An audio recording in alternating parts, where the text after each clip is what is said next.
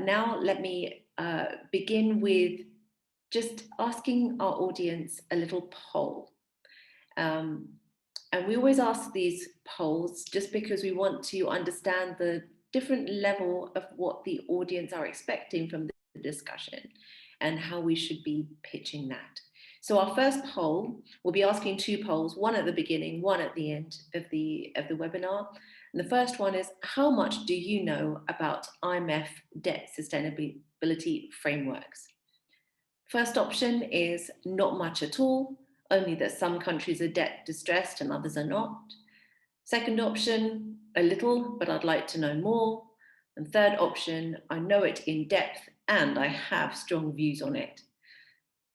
So which one have you picked? Let's close the poll and find out.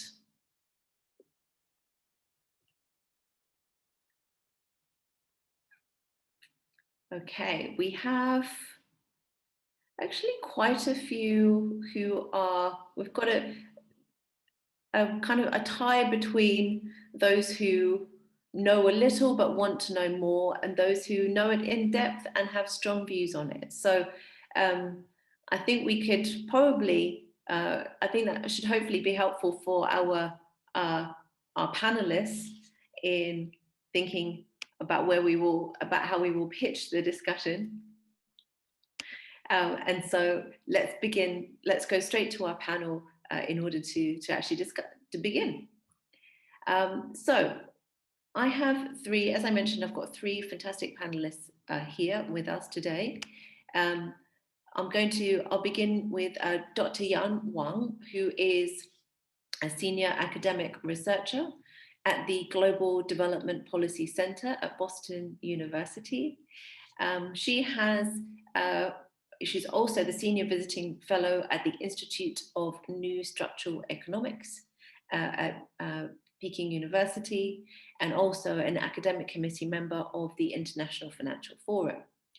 She previously worked as a senior economist and a team leader in the World Bank for 20 years, and she also coordinated the OECD Development Assistance Committee and China Study Group for 2 years. And she's written several books, dozens of papers and country reports, and also received several awards in economics as well. So we're really pleased to have her with us today. Thank you, Dr. Wang, for joining us. We also have Dr. Brian Pinto, who is the former senior advisor at the World Bank, former chief economist at Emerging Markets at GLG in London.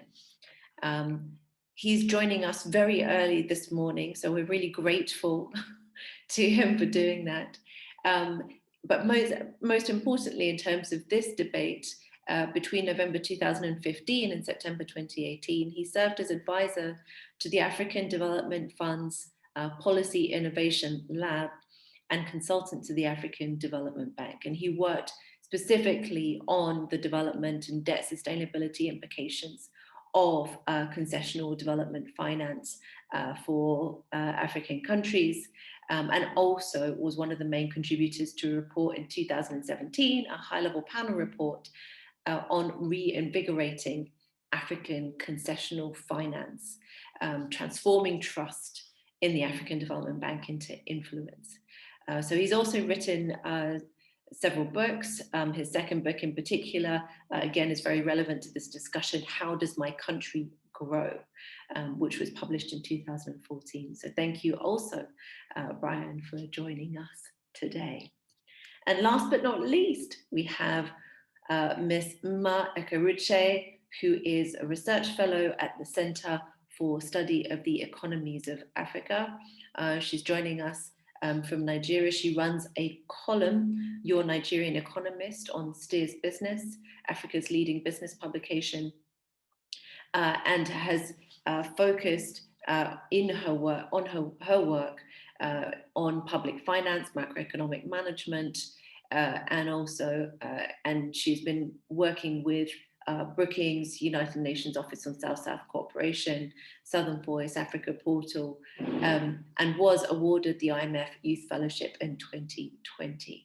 So we're really pleased to have Mma with us as well today. Thank you all for joining us.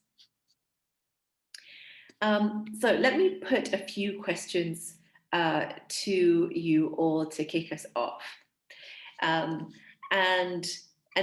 try and set the scene a little bit, if that's possible. It's a challenging topic, that's for sure, but a really, really important one. Now we know our audience say that they know quite a bit about the sustainability framework, but maybe those who are watching this later might not. So Brian, perhaps you could give us an introduction on the debt sustainability framework and the one that is kind of constantly in use, which is the IMF's framework, and how that works. Thank you. First of all, thank you, Hannah, to you and to Rosemary for inviting me and accommodating me by starting 30 minutes later. The LIC DSF, or Low Income Country Debt Sustainability Framework, developed by the IMF and the World Bank, was originally conceptualized and implemented in 2004 to support the heavily indebted poor countries program, as well as the multilateral debt relief initiative. Its focus is, at that time, the original LIC DSF was largely on what you might call debt distress episodes in relation to publicly guaranteed external debt. Not only that, but it actually looked at the present value of this debt. Now, this was entirely appropriate at that time because most of the debt was owed to official creditors, and it was at very low interest rates. And therefore, it made sense to calculate the debt burden by looking at the present value of the debt. Now, this framework was basically used right up to the end of 2017. In the middle of, starting in the spring of 2016, the IMF decided to do a significant overhaul of the LIC DSF to take into account the need for a greater emphasis on public debt, on the new realities of more market-based finance, vulnerabilities related to foreign exchange, reserve adequacy, etc.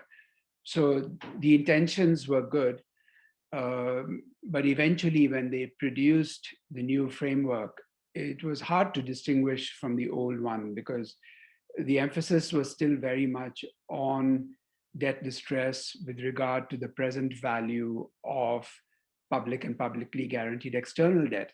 Now, they also brought in public debt, so because you have a domestic component to it as well. But in terms of looking at debt distress, they've come up with these thresholds linked to what they call debt distress episodes. For example, on the external side, it tends to be IMF-centric. Arrears to the IMF play a big role.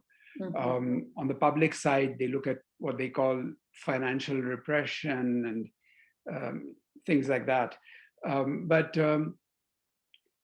So this is basically the framework. It's updated. There is a little more emphasis on public debt, but there's no fundamental change from the old framework. The same. It was essentially an updating. It was not, in my view, a significant overhaul. Now, Hannah, do you want me to stop here, continue with the first question that you raised, or come back to it later on what role it has played with regard to COVID-19? Yeah, well, I think that would be a good question. I mean, how many countries, what have countries become more debt distressed according to the IMF over COVID-19 period, and what does that really mean in practice? Sure. Now, COVID-19, first of all, in economic parlance, is what you would call an unanticipated exogenous shock. It was completely unanticipated, not just in Africa, but for the whole world. No one expected a pandemic until around, it was declared a pandemic about 1 year ago at this time by the WHO. So no one anticipated this. It's different, for example, from a terms of trade shock. It's closer in its effect to the consequences of climate change on drought in Africa, on agriculture. So it's more of a humanitarian disaster. Now, what would we expect from COVID-19? Obviously, two things immediately. First, the fiscal deficits are going to deteriorate. Secondly, growth is going to slow down. Both of these are going to worsen public debt dynamics. And then you're going to have some spillovers into possibly higher interest rates, and second, into current account deficits. So the question is, has it worsened debt sustainability? Yes, the short answer is yes, because, and the reason for that is that debt sustainability, especially public debt sustainability, had already become a major issue already, I would say, by the spring of 2016, so 5 years ago. It was clear that public debt dynamics were beginning to deteriorate in many of these countries. And certainly by the fall of 2017, the IMF had accepted this, and it was also released a paper in the spring of 2018, where it acknowledged there were serious problems with debt sustainability, and it was already beginning to talk about debt restructuring even before COVID-19. Yeah. So now, the only thing I've seen on the most recent numbers, because I'm sure they'll be doing an update for the spring meetings, but in November 2020, the director of the Strategy, Policy and Review Department of the IMF was interviewed, and she noticed in LICs, in low-income countries as a whole, roughly 50% of them are now either at high risk of debt distress or actually in debt distress based on the LIC DSF. So the situation has been deteriorated. Just one final point. Has the LIC DSF been used to model the impact of COVID on debt dynamics, either by countries or the World Bank and the IMF? I don't know the answer, but my guess is that the effects of COVID have not been separated out. Right. My guess also is that the impact on spending is easier to measure than on revenues or growth, which are, right, also crucial. Yeah. And of course, from a conceptual point of view, especially in poor countries, given the humanitarian nature of the disaster, you want to treat COVID with grants rather than with further borrowing. Yeah, so let me bring in Dr. Wang there, because there is a question of whether there are a number of critiques of the debt sustainability framework. Of course, there's no economic framework that doesn't have its critiques, but there are some pretty strong ones. Perhaps even just from the starting point of, we know that the framework is applied to low-income countries and not applied to other countries. That, of course, means you will end up, when there are instances of debt sustainability being reported, it will be mostly low-income countries, of course. It will be only low-income countries, and that gives us a slightly distorted picture. But there's a lot more behind that, and there's lots more challenges in terms of the economics when it comes to debt sustainability. Dr. Wang, you've done so much work in this area. What would you say are the key challenges? Many thanks, Hannah, for your kind introduction. I will first briefly make 3 major points, and then elaborate during the Q&A session. First, 2 critiques on the IMF's DSF framework. So the first is that after the COVID-19, there was a sudden stop of capital flows and a large unprecedented capital outflows from the emerging markets and from African countries in March and April of last year. So the IMF DSF cannot address this issue of large capital inflows and outflows from emerging market. And there was a liquidity crisis at that time last year. Also, the indicator of debt over GDP is misleading because the debt is a stock of accumulated many years, and the GDP is a flow variable produced value added in 1 year. So that is misleading.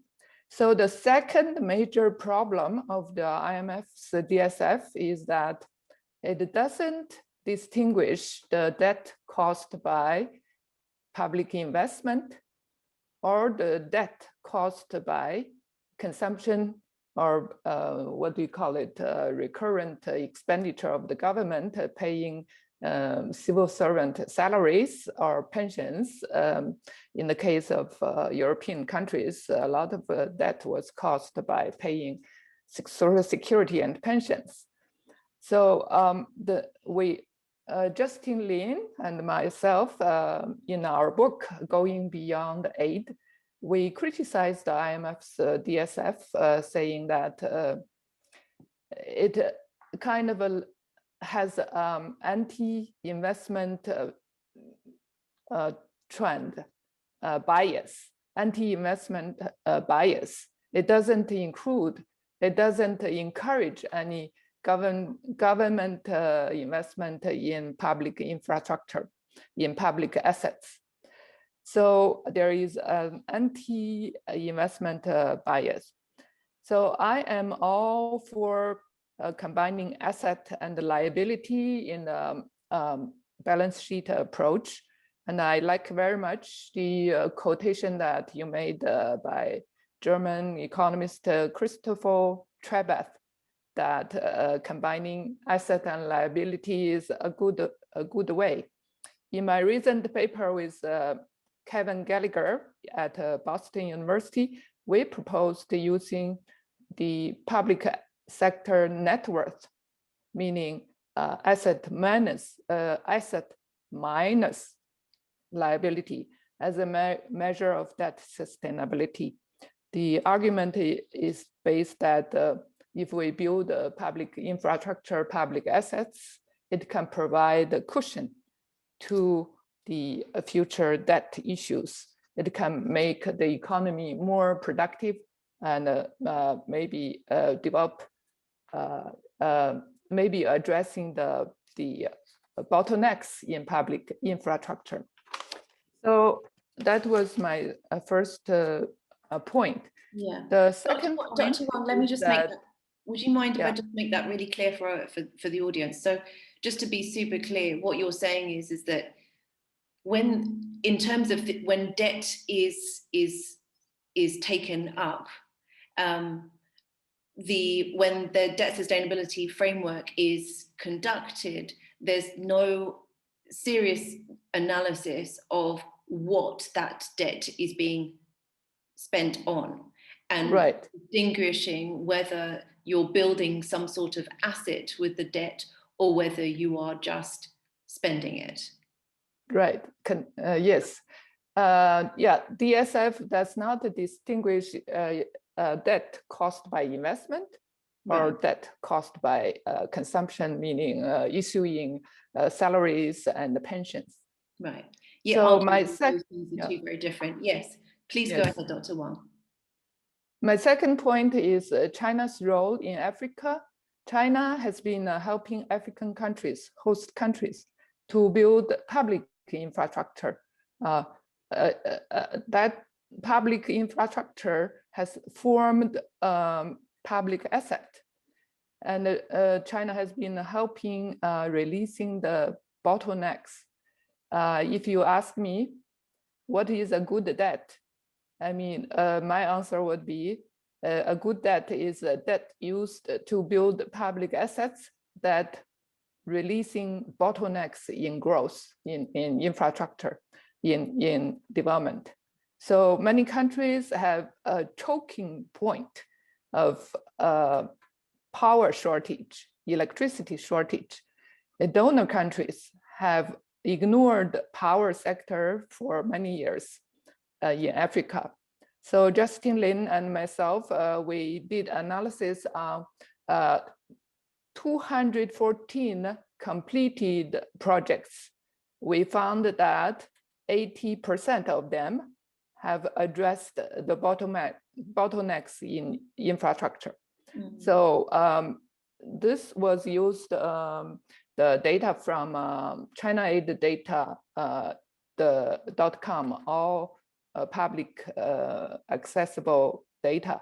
So we selected 214 completed infrastructure projects from 2010 to 2014. And we found that 80% of them have addressed the bottlenecks. So these should have higher rate of return when we have addressed bottlenecks.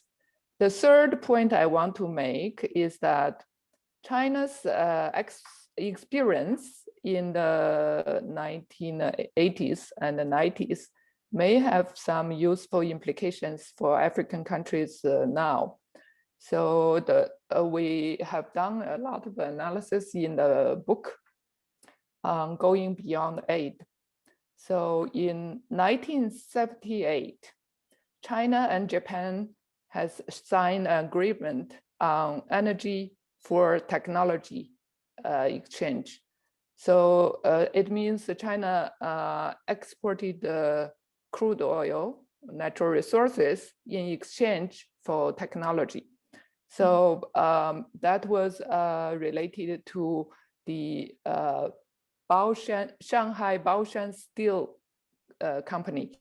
So in that agreement, Japan agreed to build the Shanghai Baoshan Steel Company, all the equipments, completed projects. And China exported the crude oil to Japan in that agreement. So this is in as late as 1984, 50% of China's export was exporting crude oil and natural resources and agricultural. Did you have a question? So my second point in that experience is that later, China used the approach of processing trade using the OEM model. So at that time, a shortage of foreign exchange is very pressing. There was not enough foreign exchange to import materials for manufacturing shirts and etc.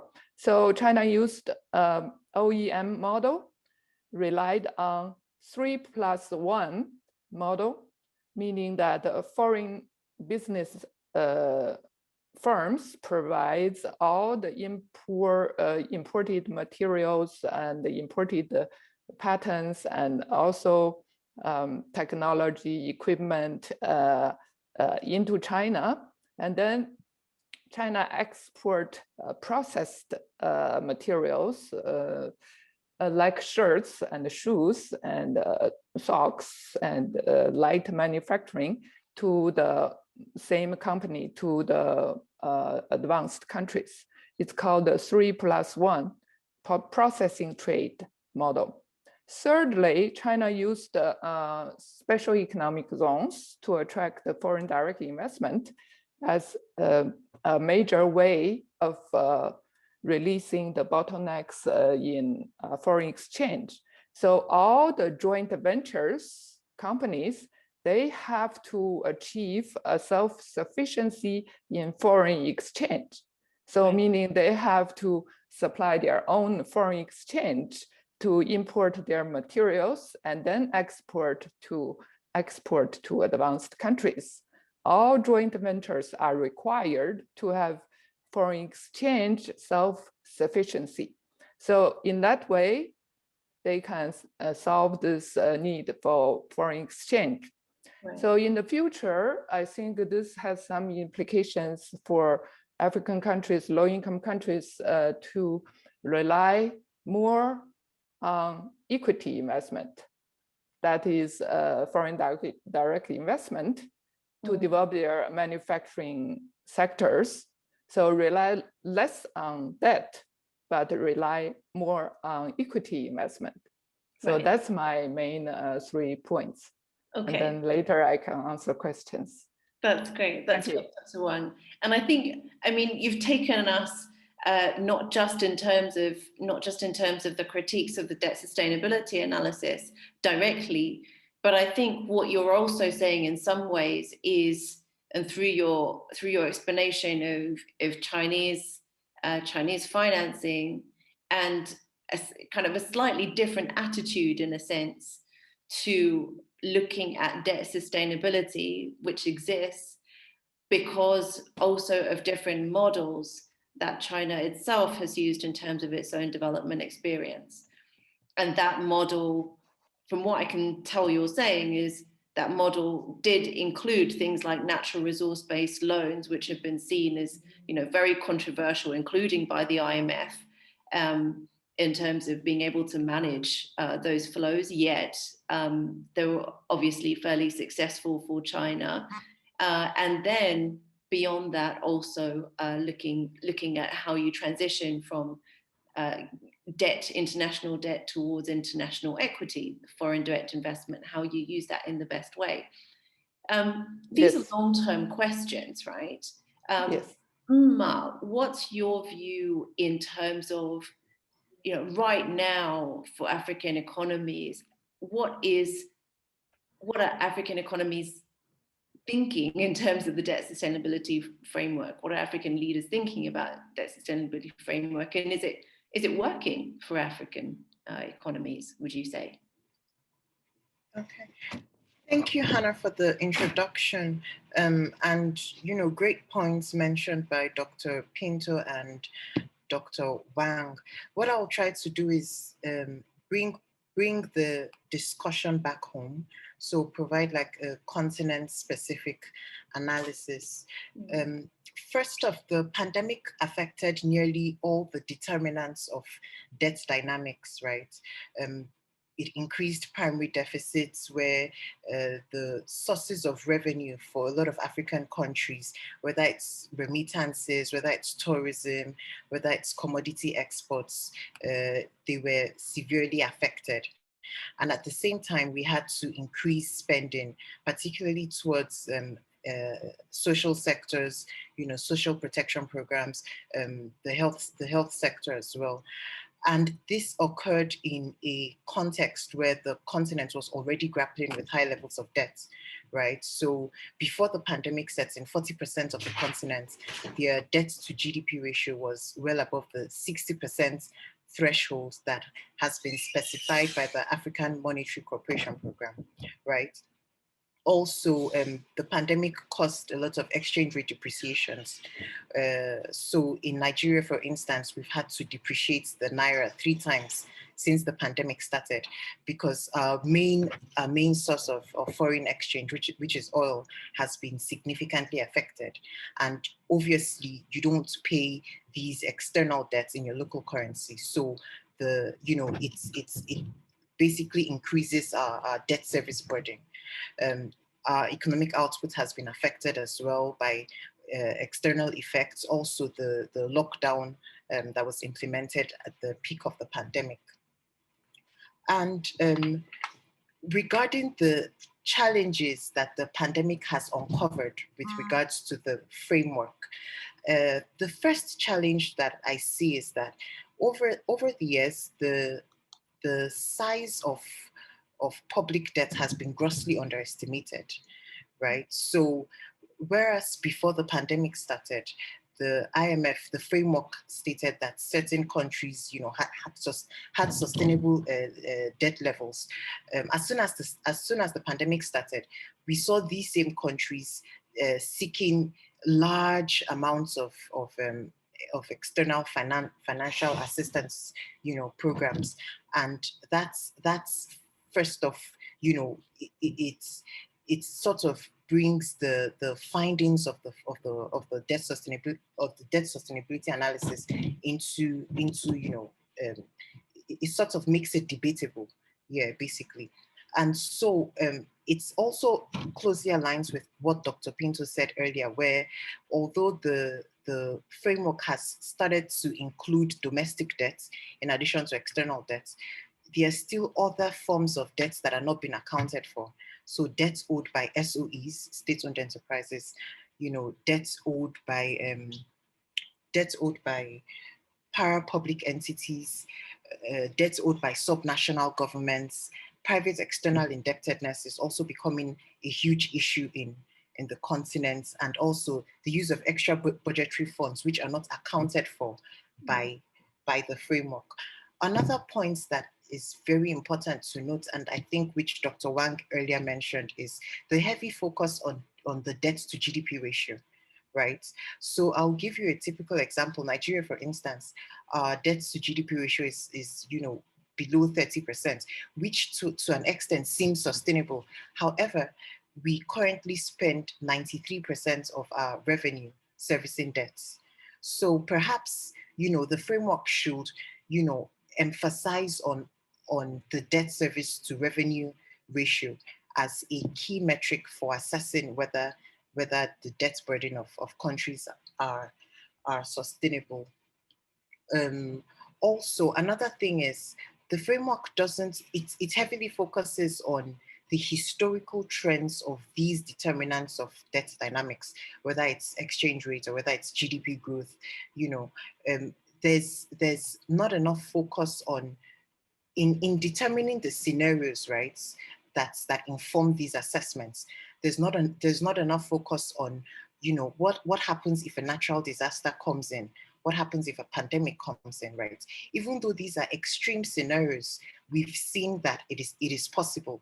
And if these scenarios are incorporated into the framework going forward, it would help countries that are invested in putting forward better debt management strategies to plan better. Now, with regards to what African governments are thinking in terms of maybe putting up a new framework or a more informed framework, or a framework that speaks to the context, right? What I do know is that we still rely on the IMF and the World Bank for the local debt sustainability analysis that are being conducted in the continent. So again, these frameworks are still, I won't say they're wrong, but at the same time, they can be better informed. Yeah, they can be improved. Right. Yeah. Okay, so better informed in terms of the underlying situation and perhaps other metrics beyond debt to GDP ratios. I mean, yes, there are other metrics which are included, even things like export to GDP and so on, but debt to GDP certainly gets a lot of focus in the analysis. And let me also just remind our audience before I pose another question to our panelists. Let me just remind you, please do also put your questions into the Q&A section for our panelists. If you have some, hopefully we will certainly have time for discussing them. So make sure you add those. But let me continue with mine.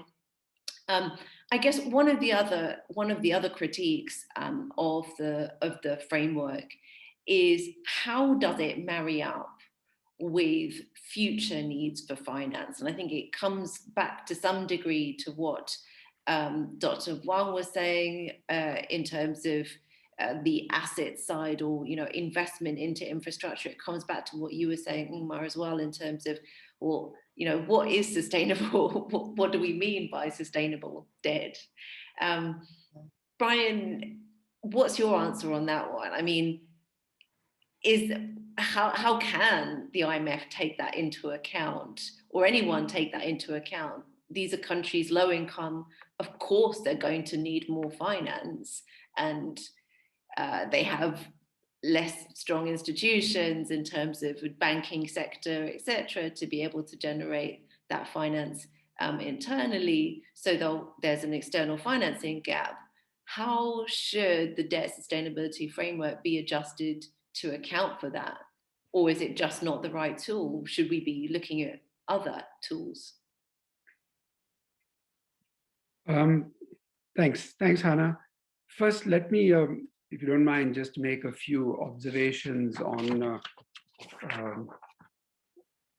Dr. Wang's comments and because I think it's important. I don't think that looking at the ratio of public debt to GDP is that bad. The question is how you do it. I think the problem is a conceptual one in the way it's incorporated in the LIC DSF. I like, I'm much more partial to the sort of framework that that Ms. Ekeruche laid out. Where you do the traditional sorts of public debt dynamic analysis, looking at primary fiscal deficits, looking at real exchange rates, interest rates, contingent liabilities from state-owned enterprises or banks to get a fuller picture of what's going on. And I do think that there is a serious issue of measurement.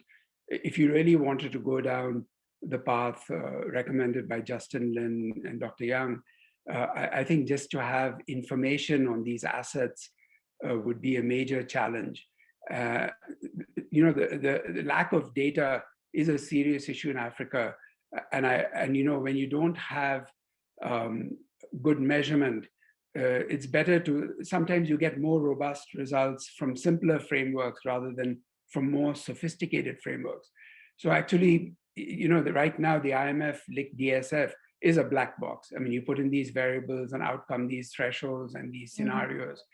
But you really want to ask, what are they expecting in terms of real interest rates, growth rates, and that sort of thing.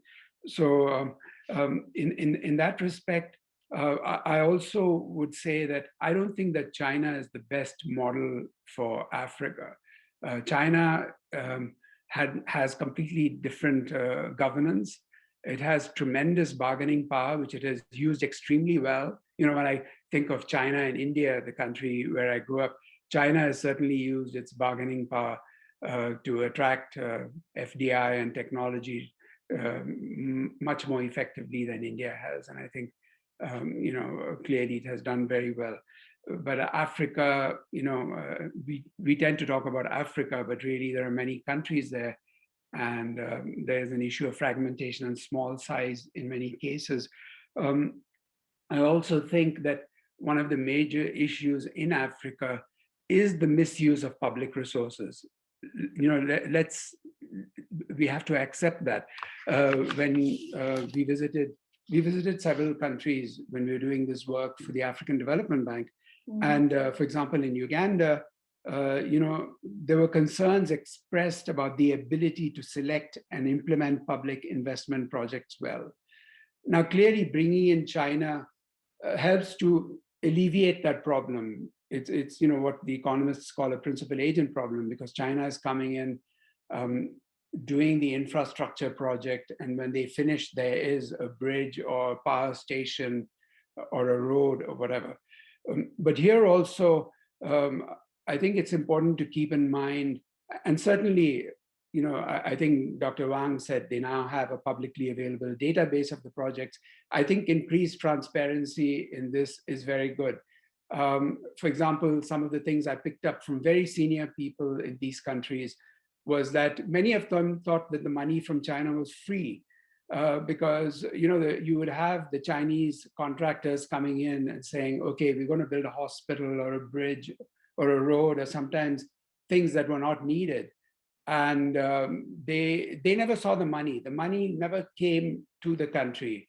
The money would go directly from the China Development Bank or whatever to the contractor. And of course, then the country would get the bill to pay the debt. So I think while certainly it's very valuable to have China doing infrastructure in Africa, let's be absolutely clear about that. I think there needs to be a lot more transparency in the pricing of these projects, in what it's costing in terms of pledging natural resources, and in terms of using that model. Because let's not forget that these countries already have a balance sheet which is in difficulty because of the misuse of public resources. And I think that perhaps, well, first of all, there are two issues in Africa. One is there's a lot of country heterogeneity. the LIC DSF may be good for a small group of very poor countries that have no market access and that rely heavily on official funding. But I think for the other countries, more and more the experience from Latin America is becoming much more relevant. The so-called good debt that Dr. Yang was mentioning, and which is mentioned in the title of the webinar, is not new. There was something called the fiscal space controversy in Latin America, right, where Belize Tilly and Luis Servan and others had written papers, in fact, done a book saying that it didn't make sense for the World Bank and the IMF to insist that Latin American countries increase primary surpluses in order to place public debt on a trajectory, on a sustainable trajectory, because this forced them to cut good investments, in infrastructure, good public investments that had long-run payoffs, which would support future growth and taxes. So in effect, you were shooting yourself in the foot by doing this. But as it turns out, the balance sheet, the existing balance sheet also has to be taken into account. And if you have credibility problems in how you've managed inflation, or you've had past defaults, the market is not going to be that forgiving. And if you then, because the immediate impact of investing even in good infrastructure projects is to raise the debt to GDP ratio. The payoff might take 25, 30 years to come down the road. Exactly. So in fact, in the short run, interest rates could go up and create problems for you. Yes. So the first step for Latin America, and I believe also for the African countries, is to restore credibility in the management of the public finances. And then they can start talking about good debt. Right. So in terms of there are a number of different economic points of view on whether interest rates will necessarily go up if you do increase fiscal spending, and US being the latest example where it doesn't necessarily, and these are debates which continue between economists. I guess the question is to what degree these issues, the ones that you point to, Dr. Pinto, are necessarily confined to low-income countries, and certainly confined to African countries. I mean, misuse of public resources happens everywhere, and public debt to GDP ratios above 60% are also very typical, and especially in COVID-19 times, they're typical. So, but what is unique with regards to low-income countries is that they need to grow, and they do need infrastructure. So let me put that question to Mma again, the one of... Sorry, Hannah, I hadn't quite finished on that. Yeah. I don't think, it's clear that just given the scale of the investment needs in Africa, that even if you take an absolutely ideal situation, even in the best governed countries, you're going to have immediate problems with rising public debt and rising current account deficits. So clearly the existing framework is not suitable for how do you accommodate these vast development finance needs. And the debt sustainability framework is not the right tool to use to examine these questions. You need a different framework, and I can get into that. But I do think one has to be careful about saying, okay, in the US, the US, unfortunately, and even the Eurozone, they have different rules. They have different rules from the emerging markets and from the low-income countries. You can get away with things in the US and the Eurozone, which you cannot in Africa. And we know that from experience.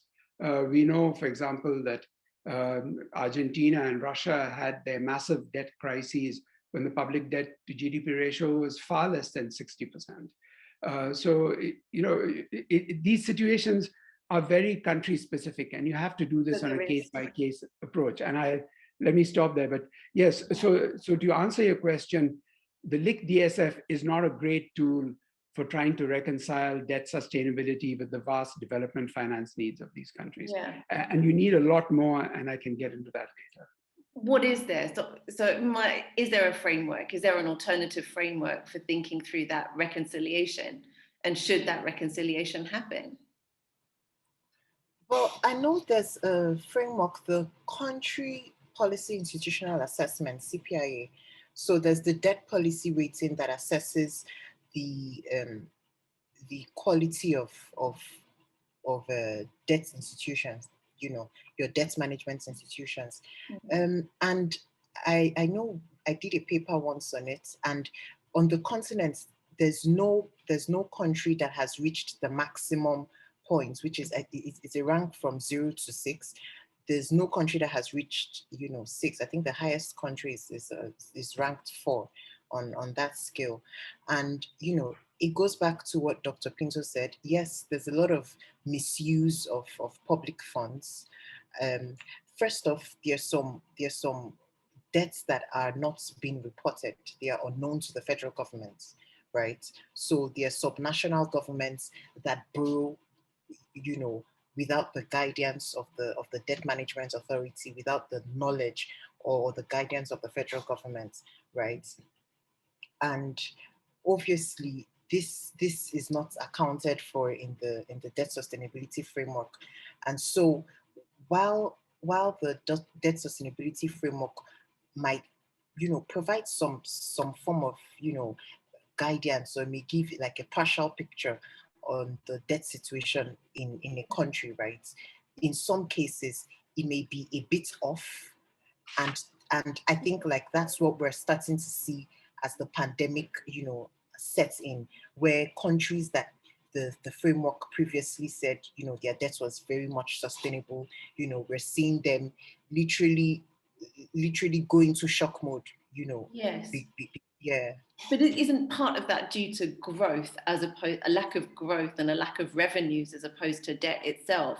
You know, the framework is meant to be debt and sustainability, but somehow, what do we mean by sustainability? It's very limited. And of course, as you say, there are a number of things that are missing. We have some questions coming up from the audience. And so I'm just going to ask Dr. Wang whether there's anything you would like to say on that point in terms of linking SDGs and DSF. In fact, one of the questions we've had from the audience, Claire von Lesec has asked, should progress on SDGs be incorporated into the debt sustainability framework? I can't tell whether that is about asking whether countries are doing enough and kind of asking countries to meet more thresholds than they already are within the IMF threshold, or whether it is about, you know, saying, well, what is the distance to SDGs that countries need to travel, and using that framework with the DSF. But Dr. Wang, what's your thoughts on this question? In my own view, that SDG is a long-term goal and many aspects, 17 goals. So DSF is a very narrow framework. So it's very difficult to incorporate the SDG into DSF, which is a short-term framework looking at the debt accumulated over the years divided by GDP and the present value and so forth. So it's very narrow. As I agree with Brian Pinto's point that we need a much broader framework for the long-term analysis of infrastructure needs and sustainable green energy need in African countries, and how to finance them. My point regarding the asset and liability is that the China's approach based on its own experience is that in terms of shortage of foreign exchange in the low-income countries, leak countries, you can use the approach I mentioned, resource for infrastructure, resource for high technology, resource for complete set of plants, like a Baoshan Steel Company. It was financed mainly by resources. And secondly, you can use processing trade and reduce the need for foreign exchange. In my paper with Justin Lin is that all foreign businessmen, they supply all the imported materials for the country to further process that and then export the light manufacturing products and earn foreign exchange. Thirdly, you can use a special economic zone to attract foreign direct investment. Then all the foreign joint ventures, they have to reach self-sufficiency in foreign exchange. That will reduce the need for borrowing debt and borrowing in foreign exchange. So that's my point. Thanks, Dr. Wang. And I guess the issue is that, especially with COVID-19 coming in and having to spend on healthcare and also on economic recovery and supporting vulnerable citizens through COVID-19, especially and waiting and spending money on vaccines as well. Although, you know, thankfully there are donations slowly coming through. Countries are under a great deal of pressure, and that foreign exchange is in very, very short supply. Mma, you have a point to share here as well. Yes, please, Hannah. So with regards to what policymakers can take home, I think debt for equity swaps are becoming more popular. I know Dr. Wang earlier mentioned, you know, debt swaps. You know, these are becoming more popular. In Nigeria, I know that in 2005 we had the debt for development swap with the World Bank and IMF under the Multilateral Debt Relief Initiative. So I think that's one approach that policymakers on the continent can take.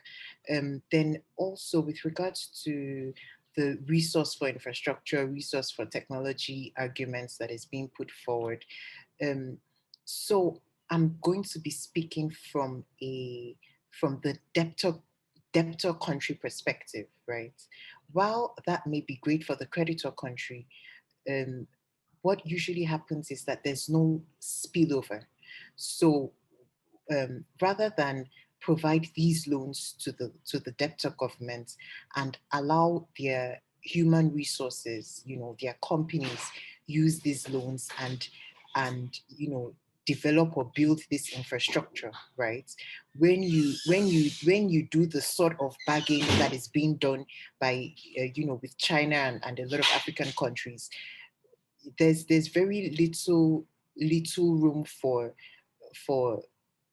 local workers to gain expertise. You know, there's very little room for them to even be employed, right? So a typical example is in Abuja here in Nigeria, the China Civil Engineering Corporation, they're the ones involved in, you know, rebuilding the airports or upgrading the airports. They're also building, you know, train tracks, right? And while that is good, it ensures that in some cases, it ensures that the debt is actually being put to good use, because then the creditors that are borrowing these funds, they are following up the implementation process, right, of the funds. But at the same time, there are local companies that you know, could have handled these activities, right? And then it would help money circulate, you know, in the economy. You know, technology spillovers, you know, knowledge transfers. There's a lot that gets missing when we overly rely on these resource for infrastructure, resource for technology, you know, approaches. I'm going to refer you to a report that we did recently with the Oxford China International Consultancy in partnership, and we did a cross-country study of African economies based using SICE-CARI, John Hopkins SICE-CARI data, and we examined and created a new framework for looking at different labor laws in African countries. So there's a slight detour, but we did look at the question of whether African countries are getting more from being able to negotiating more for labor contracts to be able to have more local employees. And it looks like there are some countries that are using that bargaining power, as Dr. Pinto was talking about earlier on, actually trying to use that bargaining power much more for these contracts these days. But it's obviously something that's still in progress. We will also have another webinar in this series, which will be looking at how African countries can be working together more to get more out of contracts and out of other strategic aspects of their relationship with China and others. So definitely that will be really important, and it is very important in terms of Africa's future. But I guess the question too is, the IMF is also very important to Africa's future, and the IMF and World Bank views, whether it's expressed through debt sustainability framework, CPIA, as you mentioned, Mma, these also affect African countries' ability to go forward and meet SDGs as well.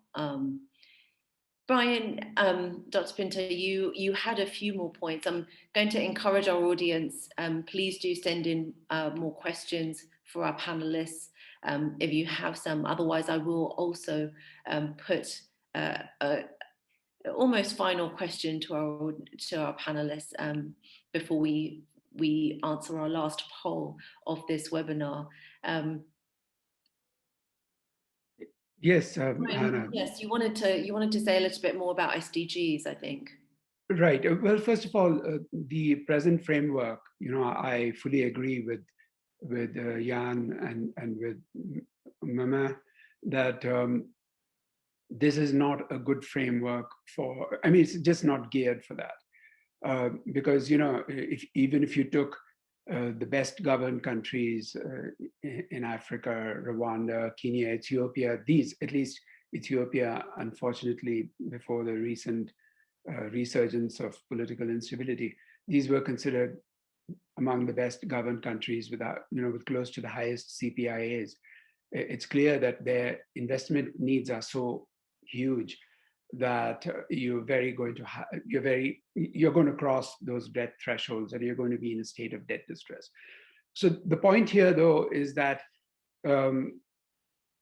you have to look at the other side of the coin, which is to acknowledge that the present system of concessional official development assistance, or concessional ODA, that framework needs to be re-examined, because in spite of the HIPIC MDRI reduction in debt, as of 2018, when we were doing this work for the African Development Bank, there did not seem to be a strong foundation either for debt sustainability or for sustained long-run growth. And so the question is, why isn't this working? And essentially, we proposed three things. One was that the investment needs are vast, and you cannot rely on market finance for these investment needs. At the same time, for many African countries, except the poorest ones, the market is now determining the marginal cost of borrowing through Eurobonds or through treasury bills in the domestic market, often at very high interest rates. For example, I understand that Côte d'Ivoire recently issued a 30-year Eurobond at 5% or thereabouts. So the question is, can we move away from concessionality, which seems to be overrated, to what we would call a moderately concessional framework for those countries that, where the marginal cost of borrowing is being determined by the market? And can you bring money forward? The trouble is that by definition, you need a lot of money upfront for the African countries. And one way of doing it is to take a portion of the grants that the African countries are now given and use that to securitize what we called a big bond. For example, when we did the calculation in 2017, at that time, the 30-year US Treasury yield was about 3%. And then if you took about $5 billion of the $45 billion in grants that Africa was then getting, so about 11% of that, and set it aside, you could use that to finance $100 billion upfront. So now you're talking. You talk about $100 billion. You immediately raise the stakes. But at the same time, you have to recognize that there are problems with economic governance, with the misuse of public resources. And therefore, you need a stepped up policy dialogue. You need much more collaboration across the World Bank, the IMF, the African Development Bank. Right now, you have a lot of turf protection. You have a very fragmented approach. So you need better economic governance in Africa, and you need a stronger policy dialogue. So you need to have more money, but you need to raise the bar for access to this. And, essentially start a race to the top in Africa. Develop a more encouraging narrative going forward. And so you need this combination of money upfront. You need what we call an enhanced policy dialogue. And third, since the donors themselves have problems in their own countries, high unemployment in Italy and other countries, very high youth unemployment, in order to make this attractive to them, say, okay, we're not asking you for more money. We're just saying, take your existing envelope of resources and use it more imaginatively to engender incentives for better performance by the African countries. Now, I like very much what Mma said about the debt equity swaps. And in fact, Ethiopia is a good example. China has invested heavily there. We have all these infrastructure projects. And of course, we know that the payback period for these infrastructure projects could be 30 or 40 years. So would China be willing to convert some of its loans to Ethiopia into equity positions? Would it be able to use its good offices to have Chinese textile and garment companies invest in Ethiopia, to provide the other side of the coin, in order that these projects can then be seen as actually supporting long-run growth and taxes, and thereby contributing to fiscal solvency. So let me stop there. Yeah, absolutely. And I think there's plenty of Chinese policymakers, probably including and academics, including Dr. Wang, who would say that's exactly what China's doing in some ways, but maybe there's definitely scope for more. And I'm sure also plenty of African policymakers think that too. Okay, I'm going to ask you all one final question to finish off before we do our poll. And that will be, if you were to advise African leaders now what to do with respect to debt sustainability, the debt sustainability frameworks, if anything, what would you suggest they do? So not in terms of their own policies necessarily, but with regards to when they're speaking or working with the IMF or World Bank, but in particular IMF, what should they be doing, or what should they be trying to get out of that relationship and the debt sustainability framework as it is? So Dr. Wang, could I ask you to kick off with that one? Oh, it's a very long and difficult question. So in my view, first, the countries should pursue and pursue multilateralism, including the Chinese government. They should support the World Bank, IMF's issuing more SDR. So for the IMF to issuing more SDRs, and for the World Bank to issue more liquidity loans. Secondly, Chinese policymakers should reform their own foreign aid framework. Chinese policymakers should draft and pass, implement a foreign aid law, and including transparency, accountability, and sustainability requirements. Thirdly, for African low-income countries, they should think about less debt and more equity investment in their own country. Try to attract foreign direct investment to their own country using all forms of special economic zones and etc. Develop their own manufacturing and export capacity.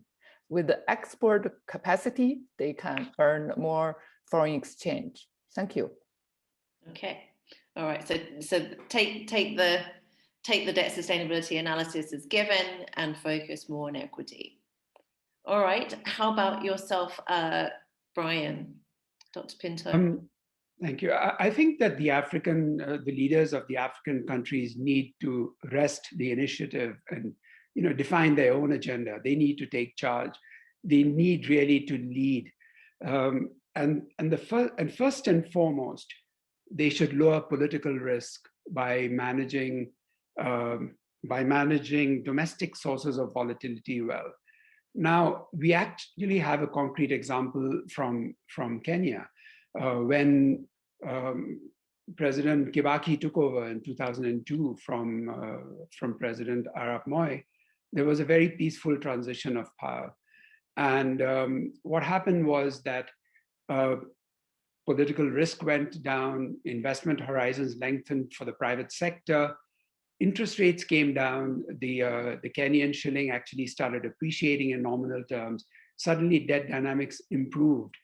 And and this, of course, was very good for that. People were thinking that Kenya could start issuing 10-year or 20-year debt in its own markets, but then unfortunately we had the debacle in December 2007. So this is something that I think is absolutely at the top of the agenda. How do you lower political risk? How do you eliminate corruption, favoritism, social conflict? How do you deal with this?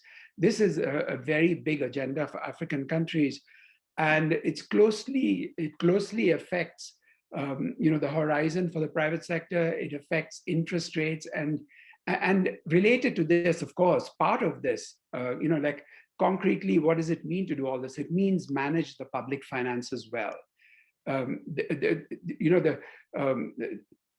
Good or bad governance finds its most immediate and direct expression in the management of the public finances. And especially now that so many African countries are discussing natural resources. Mozambique had this huge natural gas discovery, but then it got into a debt crisis. But the debt crisis and the hidden debt came to light only because gas prices fell. So the question is, how do you use these resources for the benefit of the whole country, the current generation and future generations? In Nigeria, they did extremely well during the second Obasanjo administration when Dr. Ngozi Okonjo-Iweala, as the finance minister, renegotiated their debt with the Paris Club. But then that didn't last, and now they've gone back to multiple exchange rates and parallel exchange rates, even though we know that this is not the best for Nigeria, because every time you sell your oil dollars at the official exchange rate, you're losing money relative to the market rate, and that has a bad impact on the fiscal deficit, the hidden fiscal deficits. So manage your public finances well. And the third thing is, you have to recognize that you cannot separate the debt sustainability agenda from the growth policy agenda. So of course, I take your point also, Hannah, that African countries have to begin defining their own destiny. I would love to see a summit of the African leaders with the president of the World Bank, the managing director of the IMF, and the president of the African Development Bank, and donors meeting together to talk about the way forward. Because you have to look at it from both sides, the debt sustainability frameworks and the aid architecture. Thank you, Brian. So yeah, a mix of both of those, and also come together with IMF and World Bank, discuss the way forward. How about you, Mma? You've got the last word. Yeah, Hannah, first off, thank you, Dr. Pinto, for schooling me on the Nigerian MDRI, era. Yeah, so the two main policy recommendations that I would like to put forward for governments across the continent are, first, with regards to the debt sustainability framework specifically, right, to encourage that a more comprehensive analysis be conducted to include all forms of debts. Yes, there are challenges with data across the continent, but that has improved significantly over time. You know, data is becoming more available. So debts owed by SOEs, all the contingent liabilities, we hear a lot of hidden debts, you know, extra budgetary, you know, funds, all these should be included and incorporated in the analysis to provide a more you know, comprehensive and realistic picture of things, and definitely improve debt reporting. The second recommendation that I would like to put forward is to strengthen institutions, particularly the debt management authorities. Aside from establishing these regulatory authorities, right, it's important that they are autonomous, so the federal government doesn't necessarily, or you know, doesn't just wake up and tell them, you know, we want this money to fund this budget, and then they go on and, you know, they go to the capital markets and issue bonds. No, so it's important that they're autonomous to a large extent. It's important that they have the local capacity to conduct these you know, analysis in-house. It's important that they also have a say with regards to debt use, right? So they're not just there to determine when governments should borrow and when they shouldn't borrow, but they should also very much have a say in what this debt is used for. And hopefully, if these things are put in place, it will curb overly optimistic expectations. It will curb imprudent lending and make financing terms stricter for those countries that need, you know, stricter terms, and also enforce the need for putting debts to good use. Great. Thank you so much for those recommendations. We were drawing, we found actually when we were writing a guide to debt in 20 African countries just recently, the Nigerian Debt Management Office seemed to actually be a really shining example of that transparency. Yes, we are. Certainly do encourage more countries to do exactly the same, and, you know, kind of grab that opportunity for sure. And maybe do what Dr. Wang said as well, not just look at liabilities, but also look at assets, and that could also be useful. All right, that brings our discussion to a close. I would like to now put our poll to our audience. Let's see what they think. You've given your opinions, panelists, expert opinions. Really grateful for that. Let's see what our audience think about the question of this seminar. In light of the SDGs, COVID-19 and Africa's financing needs, do you, our audience, think the IMF's debt sustainability framework should be reviewed? And you've got 3 options there. Yes, as soon as possible. 2, I don't think it will make any difference even if it was possible. And 3, no way, don't reform it. It's the right framework for the future. Let's see what the audience have said. Let's give it a couple more seconds. Send in your votes. Okay, let's close it now. Let's see what the answers are. Okay, right. We have a very strong view from the audience. Yes, the sustainability framework should be reviewed as soon as possible. 86% say that. And we have 1 saying, I don't think it will make any difference. And nobody thinks that it's the right framework for the future. Well, thank you, audience. Thank you for your engagement. And let me also say thank you again to our panelists for joining us today. Really, we learned so much from you, and it was great to discuss these issues with you. I'd also like to say thank you to the Development Reimagined team who've been putting this together. Really fantastic. And also to our translators who have dealt with some fairly technical terms today, but I hope it's gone okay for you. Thank you again for all your support.